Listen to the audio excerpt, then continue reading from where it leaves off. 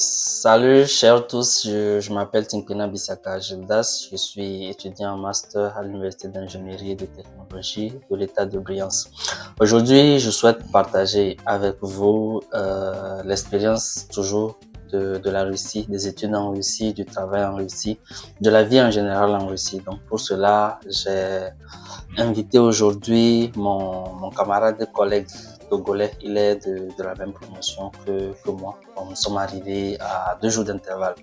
Donc, il va partager avec nous son expérience avec la Russie, des choses qu'il a vécues ici depuis son arrivée qui vont vous permettre de prendre votre décision ou d'avoir une idée de la vie en Russie. Voilà. Donc, on revient après le générique.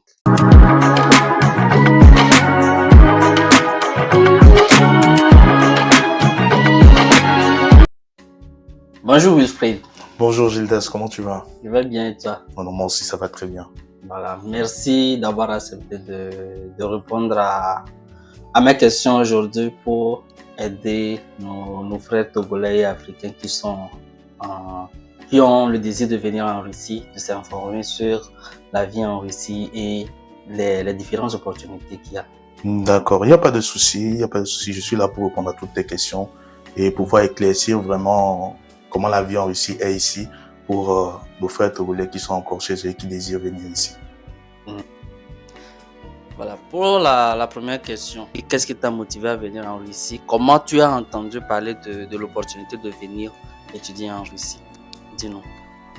Bon, par rapport à ma venue en Russie, ça a été d'abord déjà sur un petit coup de tête, si je peux dire ça comme ça. Parce que de base, je ne comptais pas voyager. Mais on a reçu l'opportunité, moi et mes parents, de venir ici. Donc, de connaître, de savoir que je peux venir étudier en Russie. Et on est d'abord passé par la bourse. Mais malheureusement, moi, j'ai pas pu avoir la bourse. Et l'année qui a suivi, on a décidé par nos propres moyens de m'amener en Russie pour que je puisse étudier. Donc, c'est de là que ma procédure a commencé. J'ai essayé de voir comment la vie en Russie est. J'ai essayé de m'apprêter pour pouvoir étudier ici de la bonne façon. Donc, sinon, c'est un peu comme ça que j'ai décidé d'arriver en Russie. Maintenant, à ton arrivée en Russie, est-ce que tu as rencontré des difficultés ou quelle est ton expérience? Est-ce que tu regrettes aujourd'hui d'avoir choisi la Russie pour tes études supérieures? Bon, d'abord par rapport à mon arrivée ici, j'ai une histoire très marrante. Quand je suis arrivé à l'aéroport de Moscou, j'ai perdu mes valises. Bon, est-ce qu'on peut appeler ça perdre ses valises? J'ai oublié mes valises dans la salle où je devais les récupérer. Donc, j'ai dû passer toute la journée à l'aéroport. Donc, ça, c'est une petite histoire que je me rappelle à chaque fois qui identifie mon premier jour en Russie. Sinon, à part ça, la ville, je l'ai trouvée vraiment, vraiment, vraiment magnifique. Et jusqu'au jour d'aujourd'hui, je ne regrette pas d'être venu en Russie parce que bon, il y aura d'autres points que j'aurai à développer par la suite. Sinon, en conclusion, je ne regrette pas d'être venu ici. Maintenant, parle-nous du cadre de vie d'un étudiant en Russie. Tu es en Russie depuis 2023, depuis septembre 2023. Donc, tu fais déjà 2 ans pratiquement sur le territoire de la Fédération de Russie. Maintenant, dis-nous, tu vis dans un appartement ou dans un dortoir? Qu'est-ce qui a motivé ton choix entre un appartement et un dortoir universitaire? Et quels sont les avantages à vivre dans un ou dans l'autre? Ok, d'accord. Ta question est très intéressante. C'est vrai que je suis arrivé ici en 2023, donc ça fait à peu près 2 ans. Il doit se 2 ans. En septembre, ça va faire 2 ans que je suis arrivé en Russie. D'abord, ma première impression quand je suis arrivé au dortoir, c'était vraiment, on se dit la vérité, un choc. Parce que l'environnement que je quittais au Togo pour arriver ici, il y avait vraiment une grande différence. C'est vrai qu'on est à l'extérieur, on est en Europe et tout, mais vraiment le dortoir où je me suis installé de base était très, très, très compliqué à vivre. Je ne sais pas si vous pouvez comprendre cela. C'est ça, en parlant de ça, je veux parler des chambres d'abord.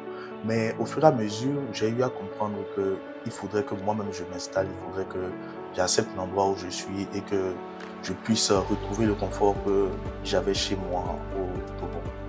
Maintenant, aujourd'hui, par rapport à ma situation aujourd'hui, j'habite toujours dans les dortoirs. Pourquoi? Parce que de base, je voulais bien changer et aller en appartement.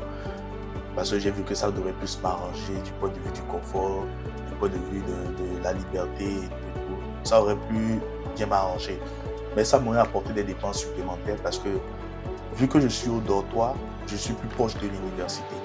Donc, aller en appartement va me causer des petites dépenses, les taxis, les bus, tout ça pour arriver à l'école tous les jours. Donc, c'est par rapport à ce calcul, j'ai décidé pour mes premières années, le temps de bien m'installer, le temps d'avoir une situation stable, de rester toujours à l'APCHI, c'est-à-dire au dortoir. Et par après, si, peut-être à Dieu, j'aurai l'occasion de partir, rester en appartement. Donc, Quels sont les types de chambres qu'il y a dans les dortoirs universitaires en Russie? bon, par rapport au dortoir, les types de chambres qu'il y a, nous avons des chambres de 2 personnes et des chambres de 3 personnes. Moi, j'étais dans une chambre de 2 personnes avec un frère togolais à mon arrivée. Et au début, on s'est entendu dans l'organisation de la chambre, l'organisation de notre coin cuisine et tout. Donc, on s'est organisé dans la chambre ensemble. Mais par après, lui, il a décidé de partir en appartement. Donc, je me suis retrouvé seul dans la chambre. Donc, je me suis retrouvé seul dans la chambre. Mais il venait aussi de temps en temps lorsqu'il avait cours et tout pour rester. Donc, pas totalement seul. Donc, je me suis permis quand même de pouvoir ajouter quelques petits trucs qui me plairaient dans la chambre pour pouvoir mieux m'organiser, comme j'ai dit, pour pouvoir avoir beaucoup plus de confort dans la chambre d'étudiant. L'apprentissage de la langue russe, est-ce que tu l'as commencé au pays ou bien c'est arrivé en Russie que tu l'as commencé? Comment ça s'est passé? Quelles sont les difficultés à apprendre la langue russe? Est-ce que la langue russe est une langue assez facile à apprendre? Quelles sont tes impressions concernant cet aspect-là?